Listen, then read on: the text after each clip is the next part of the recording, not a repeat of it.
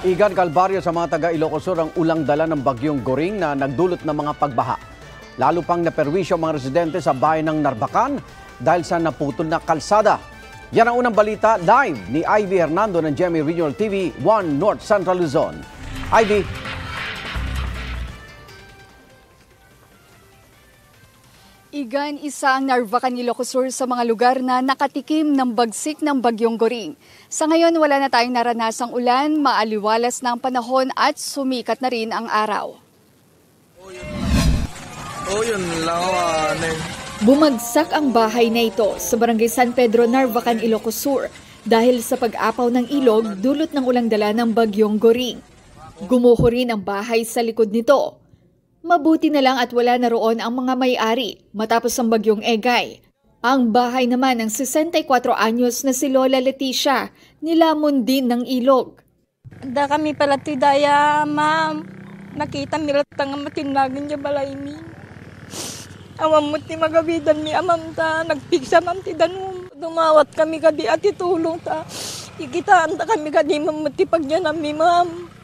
Nga nasip-sipti kan. 2015 nang ma-wash out din ang bahay ni na Lola Leticia sa tabing dagat. Naghahanda naman po kami ng financial assistance sa kanila. Pinalikas ng iba pang residenteng nakatira malapit sa ilog. Dagdag kalbaryo pa sa mga residente sa lugar ang pagkaputol ng kanilang kalsada. Ayon sa MDRRMO, tinatayang nasa 40 meters ang kinaing lupa ng ilog sa kasagsagan pa lang ng bagyong Egay na pinalala ng bagyong Goring. Naglalakad na lang ang mga residente sa dating bukid na tinambakan ng lupa.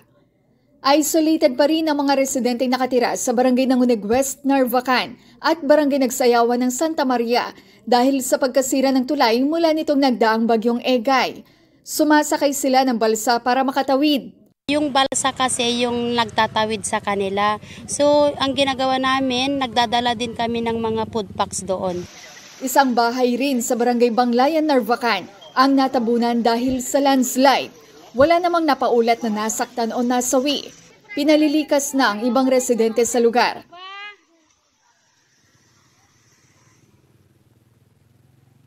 Igan, ayon sa DSWD, nasa 11 bahay din ang pinangangambahang bumigay dahil sa patuloy na pagguho ng lupa sa Barangay San Pedro.